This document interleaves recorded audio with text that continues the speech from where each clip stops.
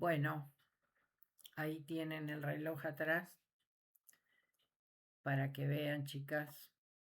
Ahora yo voy a traer el Power, que es mi clase a clase, para ir teniendo las diapositivas y el tema que voy a ir a exponer.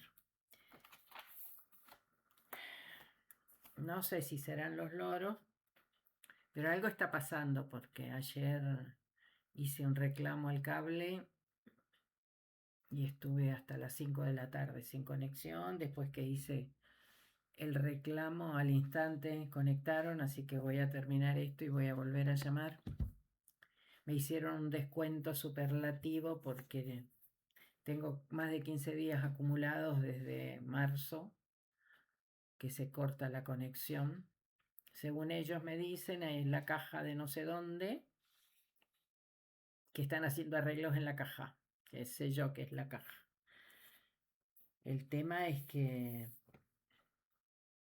yo trabajo con esto y ustedes tienen que recibir la clase. Bueno, estábamos hablando de...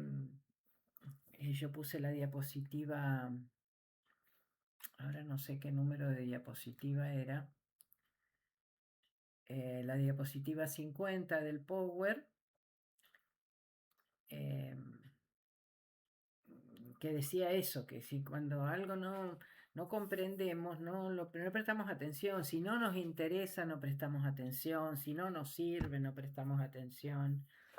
Y eso está atravesado por las necesidades de cada uno. Nosotras necesitamos determinadas cosas y si en la conversación o en lo que esté surgiendo en el vínculo con el otro, lo que el otro está diciendo no nos interesa, no le prestamos atención. Entonces, bueno, está atravesado por eso. La diapositiva que sigue habla del esquema AIDA, o sea, cada vez que... Y esto es más para lo profesional, más para las exposiciones que uno tenga que hacer, si estamos hablando con varias personas, atraer la atención del otro, eh, o sea, ¿cómo atraigo la atención? El tono de voz es fundamental para atraer la atención. Y estas cosas ya las hemos visto. Si yo tengo un tono llano, monocorde, no voy a atraer la atención de nadie. Entonces, el ritmo en la conversación es una de las cuestiones que sirve para atraer la atención. La alineación de lenguaje no verbal y verbal, o sea, tomar conciencia de cuáles son mis gestualidades, mis movimientos corporales y tratar de alinearlos con lo que estoy diciendo. Que al otro le interese lo que yo estoy diciendo, que el otro esté ahí porque de lo que yo voy a hablar le interesa. Por eso, despertar el interés. Y eso es muy relativo de acuerdo a las personas, pero en general nivel de participación, generar participación con los demás, mantiene atentos. Yo tengo una luz acá que no sé de dónde viene, que me la veo en mis anteojos. Voy a cerrar la cortina que me da allá atrás que está entrando luz.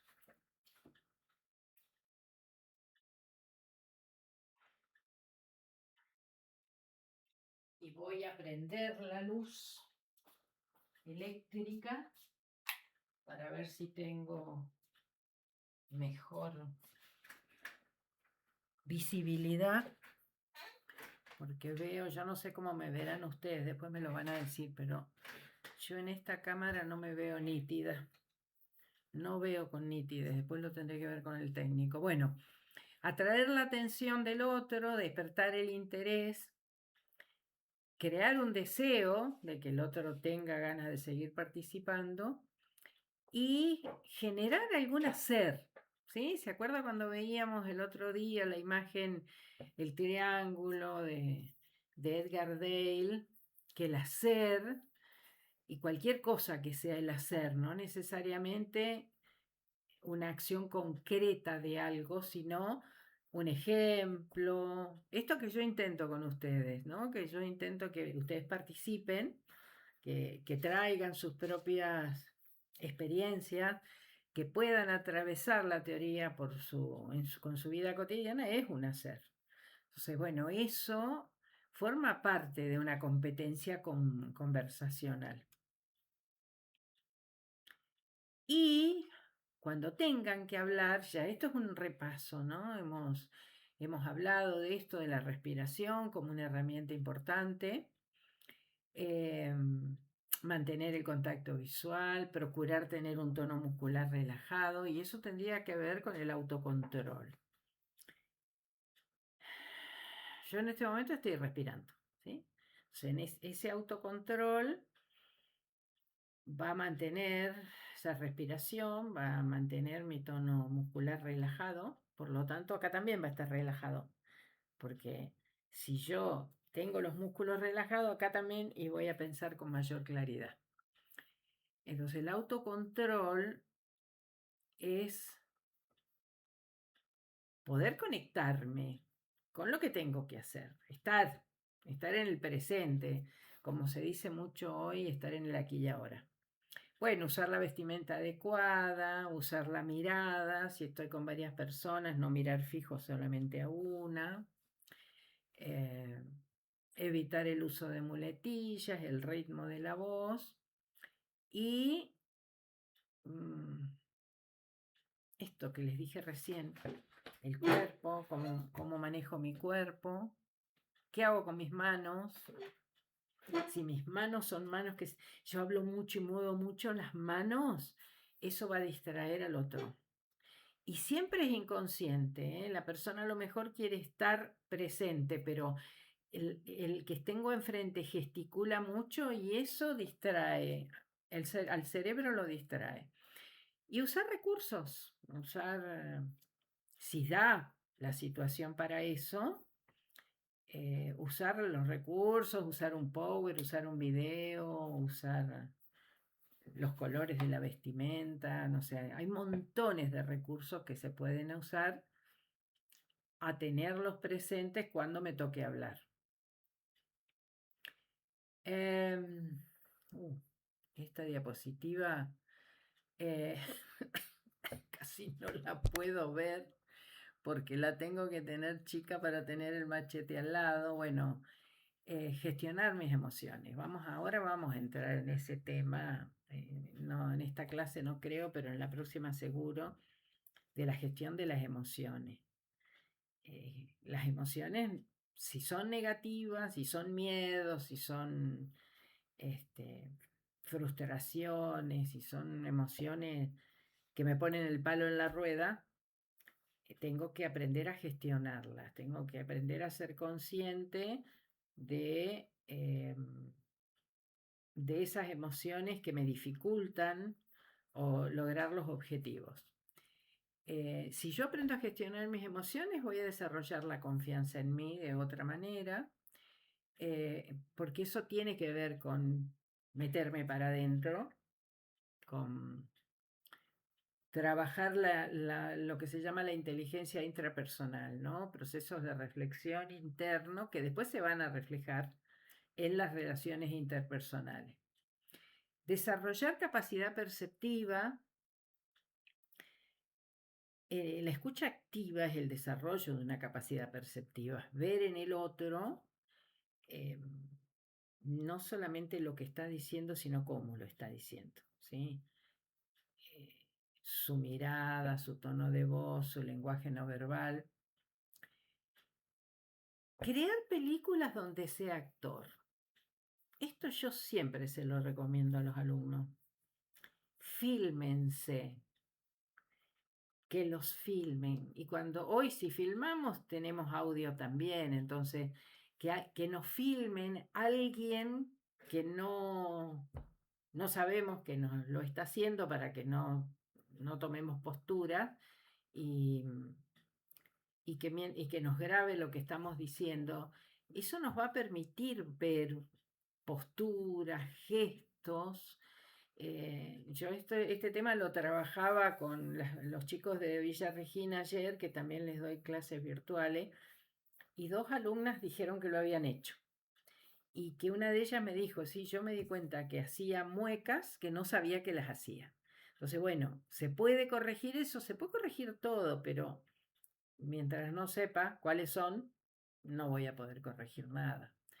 Eh, Tener claro el propósito. Hemos hablado desde el principio de la cátedra del propósito. Organizarnos, no ir a hacer nada sin una estructura previa. Recuerden que ya lo vimos, la organización es una introducción, un desarrollo, una conclusión. La organización es considerar los tiempos, cuánto tiempo tengo, y eso me va a dar letra de cuánto tiempo tengo que hablar de lo que quiero hablar. Plantearme evaluaciones, ¿para qué? ¿Para qué quiero hacerlo? Y ese para qué me va a decir, bueno, los resultados que espero lograr son tales. Desafiarnos, mantenernos motivados. ¿Ya? ¿Qué es la motivación? Es un motor. La motivación es un motor que nos lleva a ir por el camino que cada uno elige ir. Entonces, ahí desafiarnos, no quedarnos con el molde, no quedarnos con las cosas establecidas. Si a mí se me ocurre, no sé, yo he tenido alumnas, eh, cada grupo de alumnos es diferente, no es lo mismo dar virtual que dar presencial, eh, pero he tenido alumnas que han hecho obras de teatro, por ejemplo, ¿no? Que han armado un teatrito y la clase la han expuesto con eso. Han gastado un montón porque han elaborado. La última clase fue eh, eran títeres, creo, ¿no? Que habían armado un teatrito. Bueno, eso. Si ustedes tienen habilidades para cosas, usen las habilidades que tengan. No, siempre que no salga de contexto lo que van a hacer, que no sea agresivo para los demás, que no sea eh, irrespetuoso para los demás, eh, el desafiarse está muy bien. Y bueno, los beneficios del entorno, o sea, si yo tengo un lugar que me permite, que tengo un montón de herramientas, o no lo tengo y tengo que ser creativo con lo que tengo, o sea, el entorno me va a dar siempre un marco y me tengo que adecuar a ese marco. Ustedes, eh, dando un oral de manera virtual, eh, estarían limitados en cuanto a que están condicionados por un espacio físico, pero bueno, también he tenido alumnos que se han filmado, que unos a otros para hacer la exposición, no sé, eh, dejen que fluya la creatividad. Porque lo que nos pone el palo en la rueda son los miedos. El miedo es de las emociones la más básica, la más habitual que los humanos tenemos. Y eso genera fantasía. De los miedos que tenemos, hay una gran parte de ellos que no van a pasar nunca, nunca nos van a suceder. Y va a haber otra gran parte que nos sucedieron, pero que no se van a volver a repetir. Hay miedos que son imaginarios, que están en todo esto de las creencias de cada uno. Hay muchas, las creencias generan muchos miedos de cosas que no van a pasar nunca, de cosas que están en la imaginación de las personas, o de cosas que son tan insignificantes que no modificarían nada. Y de los miedos que nosotros podemos tener injerencia en muy pocas cosas. Con el clima no podemos hacer nada. Con estos servicios de internet, yo mañana me puedo ir a la oficina. Yo ayer le dije cosas al chico que me atendió por teléfono, pero él es un empleado, me atiende desde Córdoba. Entonces, ¿de qué me sirve a mí enojarme con ese chico si él es un empleado que responde a consigna y además está a 1000 kilómetros de acá? Entonces, esas cosas, lo que tiene que ver con el entorno, puedo pensar en otro proveedor de internet, pero bueno, no va a ser inmediato, no es una respuesta inmediata. Cosas con las que yo no puedo hacer nada es con el otro, con las respuestas que el otro va a dar, con las decisiones que el otro tiene que tomar. Entonces, solamente hay pocas cosas acá, dice el 4% de las cosas que nos suceden, nosotros tenemos injerencia en ella. Y bueno, una de ellas es nosotros mismos, nuestro autocontrol, nuestra autorregulación, el reconocer cuáles son las emociones que me ponen palos en la rueda e intentar hacer algo para modificarlo. Con lo demás, yo no puedo hacer nada. Puedo tomar decisiones con respecto a mí misma. Eso sería lo único que podría llegar a tener injerencia. Pero bueno, miedo y amor son las emociones más básicas que atraviesan la conducta humana. Están ahí, la función del miedo es la prevención.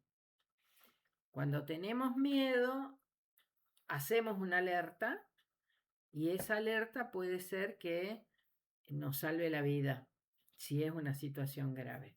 O sea, la función del miedo es preventiva. Ahora, si ese miedo me paraliza y no me deja ir en pos de mis deseos, mis objetivos, tengo que hacer algo con él.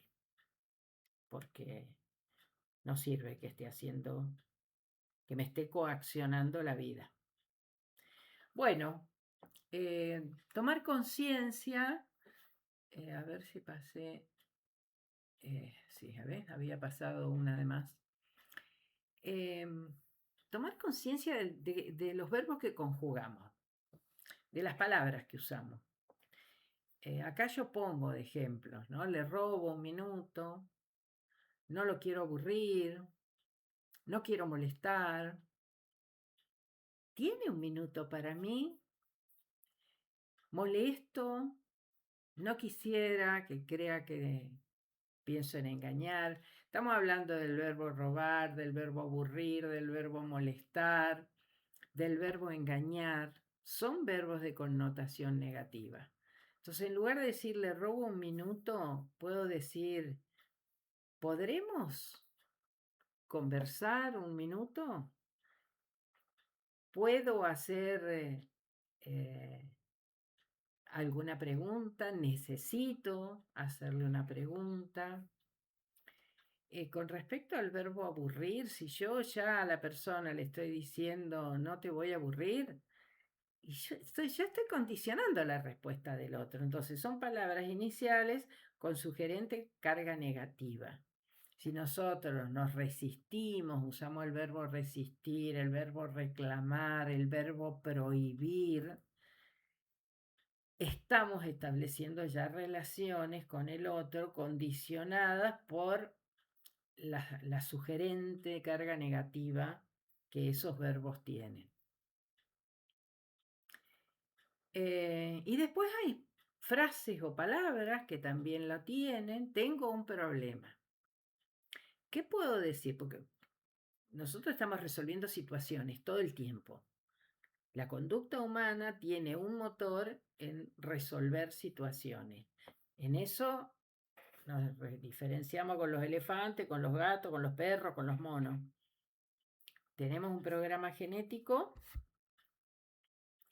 que nos permite tener la capacidad de resolver situaciones. Entonces, en lugar de decir tengo un problema, que ya la palabra problema, aunque sea que hacer con la plata que me saqué en el telequino y que es un montón, es una situación a resolver. Porque ya Ya la palabra problema tiene, cuando yo al otro le digo tengo un problema, ya lo pongo en alerta a que se levante y se vaya, porque si tiene un problema yo no quiero estar presente o con qué me viene esta persona. Entonces tengo una situación a resolver. ¿Podrás ayudarme? Por ejemplo, me encuentro en graves dificultades. Es otra frase que podemos usar. Y estamos ya decidiendo que es grave lo que nos está pasando. Ya desde la construcción de la frase yo decidí que era grave. Y a veces tal gravedad no existe, a veces nos ahogamos en un vaso de agua. Por eso es muy importante el autocontrol y la autorregulación de nuestras emociones, porque eso nos va a permitir discernir más fácilmente el tono que tiene esta situación. No sé qué puede ser grave, porque como yo digo siempre, la única situación que no tiene vuelta atrás es cuando estamos en el trajecito de madera. Ahí estamos, ya yéndonos. Entonces, no, la gravedad va a estar puesta en las ansiedades de cada uno, en cómo en nuestras creencias hayamos aprendido a vivir y a resolver situaciones. Usar términos como error, problema, deficiencia, dificultad, sacrificio, reclamo, prohibición son palabras de connotación negativa. Decir siempre yo. Siempre es un nosotros. Todo lo que los humanos hagamos siempre involucra a otro. Siempre debe ser un nosotros. Recuerden que las necesidades son sociales y siempre para resolver necesidades las hacemos con otros. El uso compulsivo del no. No puedo, no quiero, no soy capaz, no me da la cabeza. Ya lo vamos a ver. Nuestro cerebro es reactivo a esas dos letras. Palabras con valor sugerente de duda. Espero lograrlo, lo intentaré, quizás, tal vez, capaz. Quizás, tal vez, capaz. Eso no habla de compromiso. Intentaré hacerlo bien.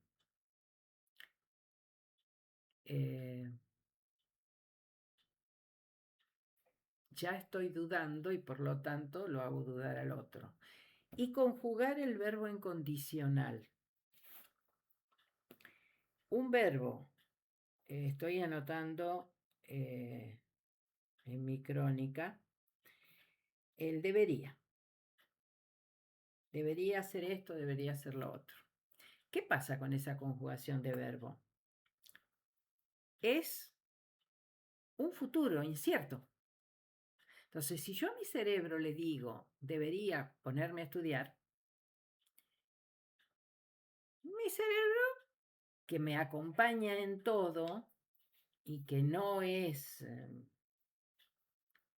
que es literal, va a decir, bueno, uno de estos días, mañana, pasado, el mes que viene. Entonces, la conjugación en condicional es de connotación negativa porque me pone frente a un futuro. Yo debo decir, debo, quiero, el verbo debe estar conjugado en presente, porque es mágico, puede que sea mágico, no es mágico, pero si yo conjugo en presente, mi cerebro me pone en acción inmediatamente. Yo quiero, yo puedo, yo tengo, yo hago, yo debo. Mi cerebro me acompaña a una acción inmediata. Entonces, esa es una vueltita sumamente importante. ¿Cómo me hablo? ¿Cómo me hablo a mí misma? ¿Cómo conjugo el verbo con el que me hablo a mí misma? ¿Cómo hablo con los demás? La respuesta va a estar en la conjugación del verbo. Hagan la prueba. Después que escuchen esta clase, hagan la prueba. Uno de los ejercicios que yo sé que no es fácil hacer, que yo en entrenamientos en inteligencia emocional los propongo, es escribir, andar con papel y lápiz o al final del día, tomar nota de algunos pensamientos que tuve, que lamentablemente la mayoría tienen connotación negativa, y convertirlos en una frase positiva. Ese es un ejercicio que si yo lo hago varios días, voy a empezar a cambiar mi esquema mental. Voy a empezar a tener conexiones, voy a apagar conexiones, voy a iluminar conexiones que me van a ayudar un montón. Entonces, prestar atención a cómo conjugo los verbos cuando me hablo. Y mi pensamiento es comunicación, porque me estoy comunicando conmigo misma. Y mis pensamientos son energía. Como yo me hable, serán los resultados que voy a obtener en todo lo que haga a lo largo del día. Bueno, transformar sugerente negativo en positivo, usar el nosotros, verbos en presente, lo acabo de decir, en lugar de llevaría, llevaré, que son futuros los dos, pero cuando yo digo llevaré estoy afirmando que voy, que algo estoy llevando. Uso de palabras claves con carga emotiva, estoy haciendo, no sé, en este momento no se me ocurre ninguna palabra con carga emotiva. Debo intentar cambiar mi manera de pensar.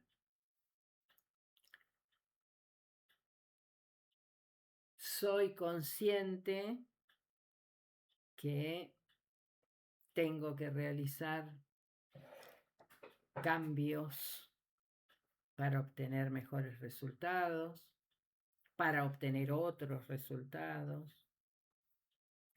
O sea, carga emotiva tiene todo lo que hacemos. Lo que pasa es que la mayoría de las veces la carga emotiva es negativa porque es desde el miedo, es de la frustración, es desde la alerta. Entonces, bueno, acepto el verbo aceptar, el verbo aprobar, el verbo elegir. A ver, ahí voy a decir una. Yo elijo estar bien conmigo misma. El verbo elegir es uno de los verbos más potentes de todos. Porque además cuando yo me digo, yo elijo estar bien conmigo misma, estoy decretando y estoy diciéndole a mi cerebro que ese es el camino que voy a seguir. Yo elijo estar sana, yo elijo conectarme con el texto yo elijo comprender, yo acepto mis limitaciones e intento modificarlas. Verbo aceptar, verbo aprobar. A ver, estoy escribiendo. Aprobar, elegir.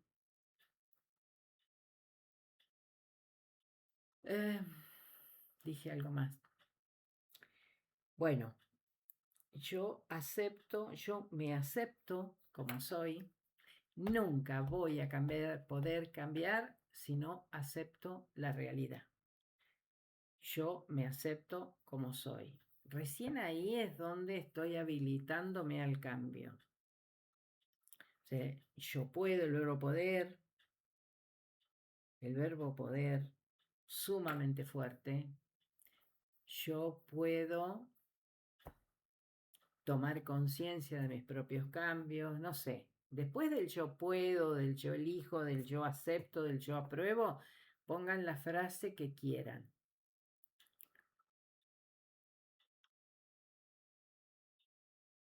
No sé, a ver. A ver, voy a correr un poquito a ver dónde estoy. Bueno, la diapositiva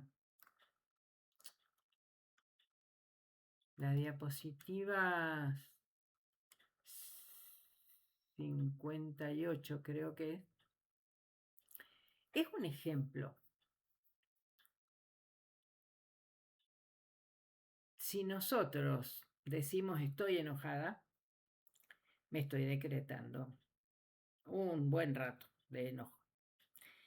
En cambio, si yo digo estoy enojada y me estoy coachando, todo lo que hagamos con signo de interrogación es coaching, habilito a ver si vale la pena sentirme como me siento. Acá el ejemplo dice, tengo un mal día. Y si tengo un mal día, si yo digo tengo un mal día, probablemente varias horas del día esté mal. En cambio, si yo digo tengo un mal día, habilito a ver si realmente vale la pena sentirme como me siento por el día que estoy transitando. Estoy tratando de recordar, pero se me va la imagen. Yo estaba viendo un video con declaraciones de Pilar Sordó. Ella tiene una página oficial donde la entrevistan y son muy, muy interesantes las entrevistas. Y se me fue la idea de lo que vi, pero ella hablaba de esto, ¿no? De cómo nos procrastinamos y cómo nos decretamos a nosotros mismos transitar jornadas enteras en un estado de ánimo negativo, en un estado de ánimo que no nos sirve,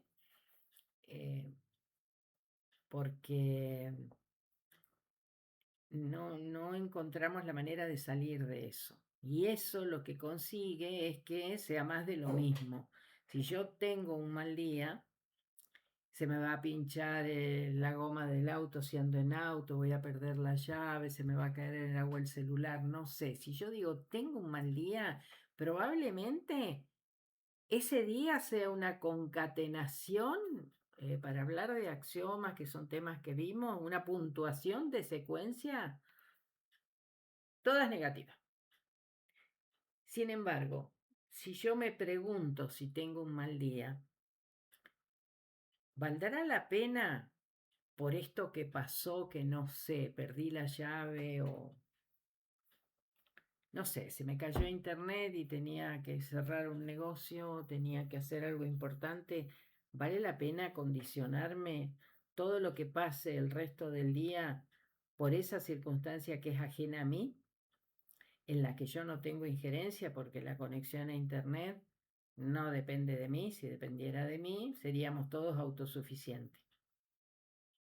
Entonces, coacharnos nos ayuda un montón a registrar si eso vale la pena sostenerlo el día entero, porque me va a condicionar todas las relaciones o todos los intercambios de significados que tenga ese día. Y hay otra imagen que tiene que ver con dos palabras, una que usamos muchísimo y otra que no usamos y que tiene que ser reemplazo de la primera, y que tiene que ver con la culpa. Todos nosotros vivimos en una sociedad que está buscando siempre afuera. ¿Quién se mandó la macana que se mandó? ¿De quién es la culpa que este tornillo se haya aflojado? ¿De quién es la culpa que el colectivo no haya llegado? No sé, no sé. Todo lo que hacemos a diario es salir a buscar un culpable. ¿Quién ha sido en lugar de decir ¿por qué sucedió esto? La ley de causa y efecto, ¿sí? La ley de causa y efecto, que no sé si la hemos hablado, voy a mirar la crónica. Por la ley de causa y efecto, nosotros nos quedamos siempre con el efecto. Y el efecto conocido es buscar afuera a quién responsabilizar. La palabra que tenemos que empezar a usar, sacar de nuestro vocabulario esa palabra que es culpa, porque no sirve de nada, y buscar la responsabilidad, usar la palabra responsabilidad. ¿Por qué pasó esto que pasó? No sé, hubo un choque en una esquina. ¿Cómo resuelven los estados los accidentes reiterados en una esquina? Ponen un semáforo, ponen un disminuidor de velocidad. Y los accidentes van a seguir sucediendo, porque se actuó sobre el efecto. ¿Cuál es la causa por la cual los accidentes de tránsito suceden? El 99, casi 100, son negligencia humana. Si no actuamos sobre la causa de la negligencia, van a seguir habiendo accidentes, aunque invirtamos en todos los semáforos inteligentes, en todos los lomos de burro, los baches habidos y por haber, porque la causa es la negligencia. Entonces, hay un accidente y si esto es culpa del municipio porque no puso un semáforo en esta esquina o porque no usa un... No, es responsabilidad del conductor, porque quien conduce un vehículo, ya sea una moto, sea un cuatriciclo, sea un auto, un camión o una ambulancia, tiene un arma y tiene que aprender a manejar el arma. Eso se llama educación. Donde hay prevención, hay educación. Hay que ver cómo educar a ese conductor para que respete al otro, respetándose a sí mismo. Entonces, en la ley de causa y efecto, y pongo el ejemplo del tránsito porque me parece lo más fácil de visibilizar. El efecto, actuamos sobre el efecto, tratando de disminuir la cantidad de accidentes de tránsito, sin ir a resolver la causa. Por lo tanto, seguimos buscando culpables. Si asumimos la responsabilidad, cada uno de nosotros que conduce un vehículo tendrá que pasar por las pruebas necesarias, tendrá que haber más rigidez en las pruebas que nos toman para la conducción de vehículos, para comprobar si tenemos toda la capacidad cognitiva, toda la capacidad de reacción necesaria para manejar. Y eso se hace con educación. Bueno, tenemos relaciones tóxicas. Terminamos una relación tóxica y al poco tiempo establecemos otra relación tóxica. Entonces muchas veces decimos, ¿por qué atraigo a personas con estas características? Ese es el efecto. ¿Cuál es la causa? Bueno, hay un patrón. Acá volvemos a lo que pudimos ver hoy, un patrón acostumbrado de pensamiento por el cual yo atraigo determinadas personas a mi vida. Entonces lo que tengo que hacer es ver de dónde viene eso, por qué circunstancias se instaló ese patrón acostumbrado de pensamiento en mí que me hace atraer a ese tipo de personas y tomar conciencia que parte de la responsabilidad la tengo yo. Es inconsciente mi responsabilidad, pero es mi responsabilidad porque yo estoy atrayendo por algún modelo aprendido ese tipo de personas. Y esto es fácil de ver en relaciones. Mientras yo hablo con ustedes, tengo muy presente a una persona que quiero mucho, que fue víctima, una mujer, que fue víctima de violencia tremenda con el padre de sus hijos, se separa, está mucho tiempo sola, vuelve a formalizar otra relación amorosa, muy amorosa la relación, pero no puede usar el celular. Ella hoy está con una pareja que no ejerce la violencia física que ejercía el padre de sus hijos sobre ella, pero está con una persona con la que tiene que esconder el celular, aún con nosotras, es una prima hermana mía, aún con su hermana, se tiene que esconder para recibir visitas. Sí, cambió un modelo por el mismo modelo.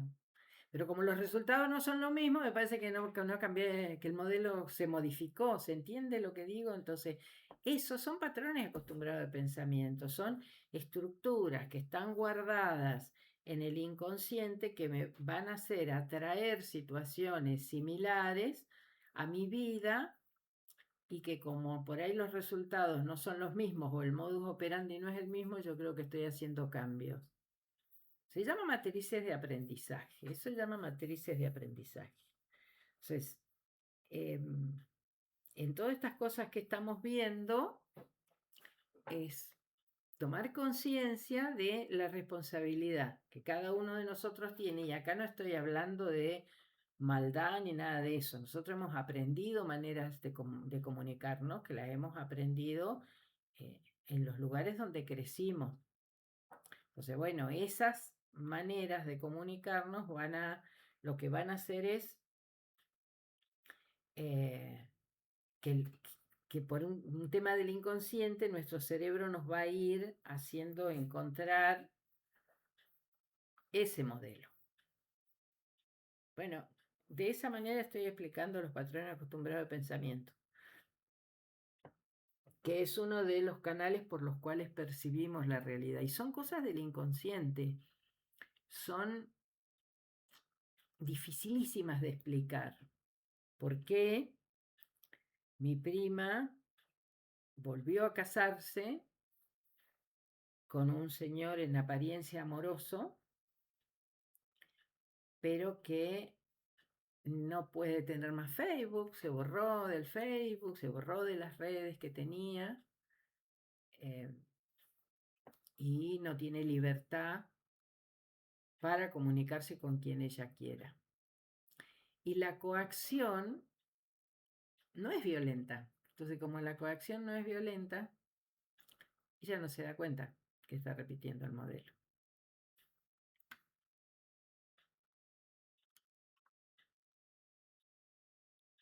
Bueno, no puedo cambiar la diapositiva. Entonces, nuestro inconsciente es literal. ¿Qué significa que nuestro inconsciente es literal? Cree lo que cree. Y al no tener sentido del humor, eso que está en él es lo que me hace ver la realidad de esa particular manera. Es atemporal. ¿Por qué? Porque nosotros funcionamos a través de disposiciones que han quedado ancladas en nuestro inconsciente desde la vida en gestación. Y esas disposiciones, a ver cómo lo explico para que sea fácil de entender. Esas disposiciones son mis anteojos, son las que condicionan mis anteojos internos para conectarme con la realidad. Entonces, yo la voy a poner, por ejemplo, por un ejemplo. Me mordió un perro cuando yo era pequeña, muy pequeña. Yo no recuerdo, porque era muy pequeña, pero ante la sola presencia de un perro yo entro en alerta. y tengo un cuadro de ansiedad. Y estoy cargándole a este perro que estoy viendo ahora algo que sucedió cuando yo era pequeña. Pero la sola presencia del animal me pone en alerta. Eso es lo atemporal. Vuelve a suceder en mí una reacción que tuve en el momento en el que fui víctima de esa agresión, sin saber que fui víctima de la agresión, porque si no me lo dicen, y yo era muy pequeña, yo no recuerdo que el perro me haya mordido. Así como cuento el ejemplo del perro, pueden ser infinidad de cosas, el miedo al agua, el miedo a conducir. Yo estoy trabajando ahora con una chica que ella no puede subirse a un vehículo y manejar. Sabe manejar, pero tiene un miedo exageradísimo y aparecen pensamientos catastróficos, entonces se baja del vehículo y no lo conduce. Dice, bueno, no puede encontrar una experiencia previa, pero evidentemente algún accidente ha habido de pequeña que ha condicionado que manejar un vehículo es catastrófico. Entonces, eso es lo atemporal. El cerebro, frente a una situación del presente, que nunca va a ser la misma, pero que para esas disposiciones guardadas es parecida, me lleva a tener una respuesta amigdalina, dice la neurociencia, porque es a nivel de la amígdala del cerebro, eh, donde tengo una reacción emocional que no sé de dónde viene, pero tengo una reacción emocional por algo que me sucedió a lo mejor hace 20 o 30 años atrás. O sea, el inconsciente no distingue real de imaginario. Eso, ese perro que está cerca, me está poniendo en alerta. Yo hace unos meses yo tenía en tránsito, tenía una perrita viejita, pequeña de tamaño, más buena que el pan. Y entró a mi casa una señora que venía con una amiga y yo tuve que sacar de escena a la perrita. Gritó esa mujer, pero esa mujer gritaba, yo no la conocía, ella a mí no me conocía. No tenés ningún derecho a hacer una escena en una casa que no conoces, con una persona que no conoces, porque le tenés miedo a los perros. Pero el escándalo que la mujer montó, de verdad, chicas, el escándalo que la mujer montó, hizo que yo sacara a Leona, que así se llama, pobrecita, pero es pequeñísima. Le pusieron Leona porque la encontraron en un basural, los que la levantan, los que la recogieron, que son la hija de una amiga, y yo le tenía a la perrita un tiempo en tránsito. Fue fuera de lugar el escándalo, pero bueno, ahí hay una respuesta amigdalina de una experiencia negativa que esa persona debe haber tenido en su infancia, por la cual la presencia de un perro la pone en un estado de locura, porque no, ya no era un estado de alerta. Gritaba, pero gritaba que parecía... Entonces, bueno, esas cosas que nos pasan, si nos pasan ese tipo de cosas, donde estamos viendo como real algo que no está sucediendo y lo vivimos como algo real, porque acá ni siquiera se movió, porque la perrita estaba durmiendo arriba del sillón y ni se movió del sillón. El cerebro nos pone en contacto con eso y nos genera una reacción fuera de lugar. Y después, ya los mencioné, el uso del no, no puedo y no voy a poder. No quiero y no voy a querer. No debo y no voy a deber. Cada vez que nosotros decimos no, el cerebro fortalece eso que queremos cambiar. Porque no quiero fumar más, porque me hace mal el cigarrillo. Voy a intentar dejar de fumar. Porque si yo digo no quiero fumar más, no voy a pagar nunca el cigarrillo. Fortalece la reacción. el uso del no genera una respuesta reactiva de nuestro cerebro a fortalecer aquello que queremos modificar.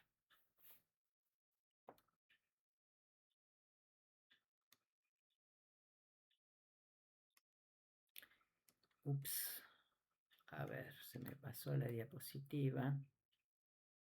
No. Bueno, y en esta diapositiva, que es la número 61, es donde, ahí se me acomodó la cámara.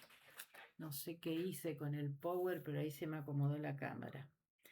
Bueno, en la diapositiva 61 es donde voy a terminar la clase de hoy, porque ya faltan 10 minutos para las 16. La diapositiva dice mente racional versus mente emocional. Nosotros tenemos dos hemisferios, un hemisferio racional que es el izquierdo, un hemisferio emocional que es el derecho, donde distintas habilidades se realizan.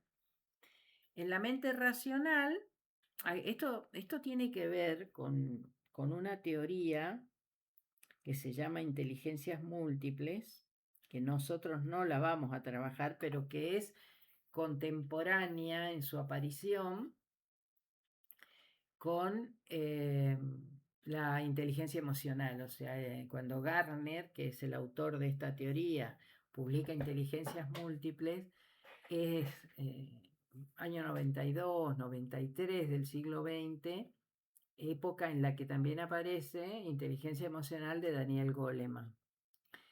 Entonces, en la mente racional funciona la inteligencia musical, la inteligencia corporal, la inteligencia lógico-matemática, la lingüística, la espacial, todos temas que podemos aprender. Nosotros podemos aprender música, podemos aprender a manejar nuestro cuerpo, o sea, ser gimnastas, ser actores, o sea, cosas que tengan que ver con el manejo del cuerpo. Podemos aprender matemáticas o estudiar ciencias exactas. De hecho, ustedes están estudiando enfermería, que tiene que ver con lo racional. Podemos aprender lenguas, podemos aprender otros idiomas, podemos aprender a hablar y a escribir, que es otra parte de la lengua. Podemos aprender a manejarnos en los espacios, el norte, el sur, el este, el oeste, hacer mapas, decir, bueno, voy para allá, me manejo, o sea, manejarnos en los espacios abiertos, tener inteligencia espacial. Y las de la mente emocional son dos, y son sobre las que yo intento trabajar con ustedes desde todo lo que estamos haciendo, que son la intrapersonal y la interpersonal. Yo puedo tener las racionales, pero si no trabajo las emocionales, no voy a poder vincularme con los demás para hacer música, para hacer teatro, para llevar adelante, para ser enfermera, para escribir un libro, para dar una ponencia pública o para manejarme en los espacios, porque siempre es con otro. Entonces, la intrapersonal es la que a mí me permite entrar dentro mío, hacer introspección, por eso se llama intrapersonal, hacer introspección, tomar conciencia de las emociones que funcionan todo el tiempo en mí, y aquellas que no me permiten el logro de los objetivos, que podrían ser emociones negativas, trabajar sobre ellas, reformularlas, aprender a regularlas. No van a desaparecer, pero aprendo a regularlas.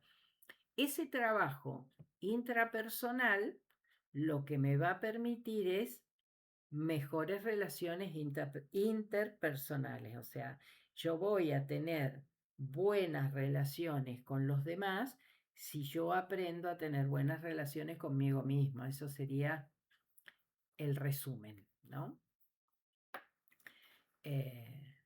Si yo soy empática conmigo misma y aprendo la empatía hacia mí misma, esa habilidad social la voy a poder aplicar con los demás. Pero para poder hacerlo, primero lo tengo que hacer conmigo. Todo proceso, y yo hago este gesto, comienza en mi verticalidad. Todo lo que tenga que mejorar con los demás, primero lo tengo que mejorar conmigo misma. Si yo no hago esa tarea conmigo misma, eso no se va a disparar hacia afuera en la relación con los demás. Entonces, el equilibrio de la mente racional con la mente emocional es fundamental para cualquier elección que hagamos en la vida. Un buen actor o una buena actriz tienen que ser amables con el público que asiste a sus obras, porque si son maleducados, si son groseros, si no agradecen, el público no va a seguir viniendo. Entonces, si yo soy un excelente músico o música, creo música, toco instrumentos de manera maravillosa, pero soy agresivo con las personas, no sé, yo recuerdo, por ejemplo, a Charly García rompiendo una guitarra, haciendo locuras en el escenario, un genio musical como ha sido y sigue siendo, bueno, no sé ahora dónde anda Charly, si cómo está su salud, pero es un tipo que sabe mucho de música, pero su contacto con los demás ha sido a través de estados emocionales de desborde. Entonces eso, al cabo de un cierto tiempo, quienes te buscan y se relacionan con vos, te van a ir apartando porque eh, te pueden admirar por tus capacidades artísticas, pero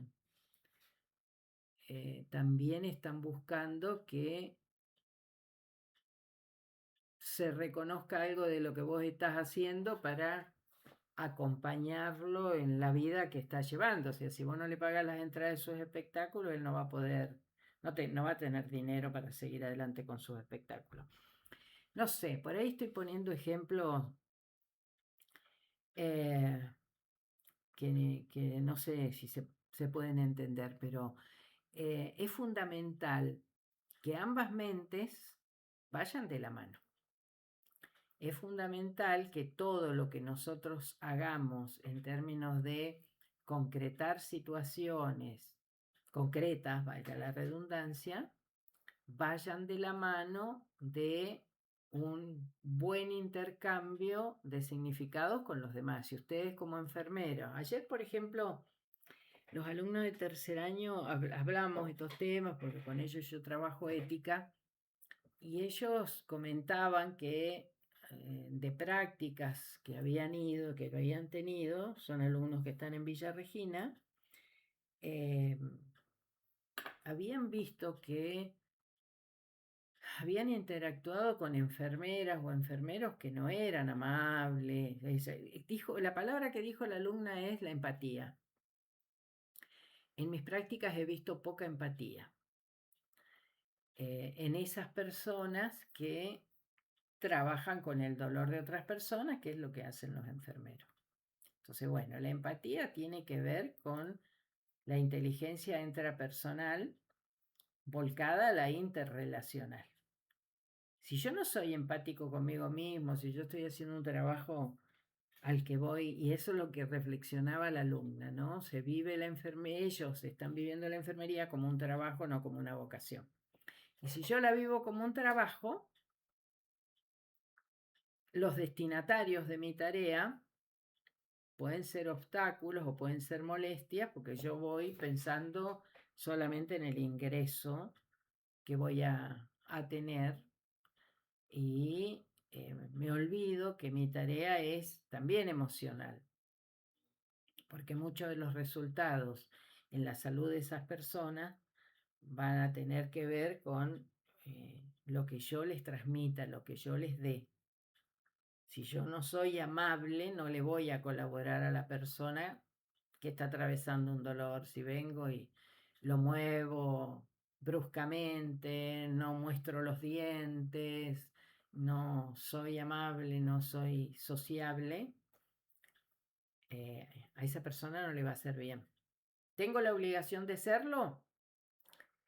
Y yo creo que sí, porque además de ser mi trabajo, yo por alguna razón elegí esta profesión.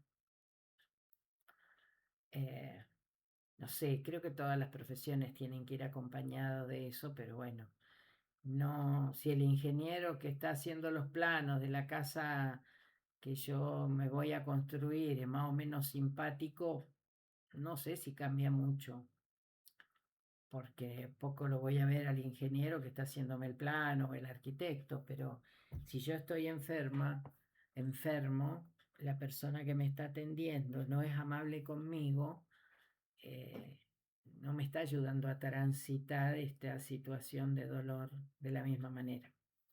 Entonces, bueno, la cátedra intenta trabajar sobre la mente emocional y fundamentalmente en lo que venimos haciendo y lo que sigue es trabajar en lo intrapersonal, que ustedes puedan ver, tomar conciencia de dónde viene lo que sea que venga en ustedes y todo aquello que sintamos que no nos sirve, lo podemos modificar. Hoy hay cosas simples en todo lo que se llama reestructuración cognitiva que son simples, fáciles de aplicar, lo único que requieren de parte nuestra es voluntad. Y en esa voluntad se hace un trabajo intrapersonal. Bueno, chicas, siento mucho, fíjense en el reloj, son las 16 horas. Yo he estado hablando 1 hora y unos minutos más. Yo esto todavía veo que sigo sin conexión. Tengo que ir a dar una clase presencial en un rato, así que lo más probable es que ponga a grabar en YouTube si vuelvo y tengo conectividad. En cuanto tenga conectividad, yo grabo la clase en YouTube y después les estoy mandando el link de YouTube para que ustedes puedan abrir y ver estos temas antes de la clase del próximo martes. Muchas gracias, buena semana para todas.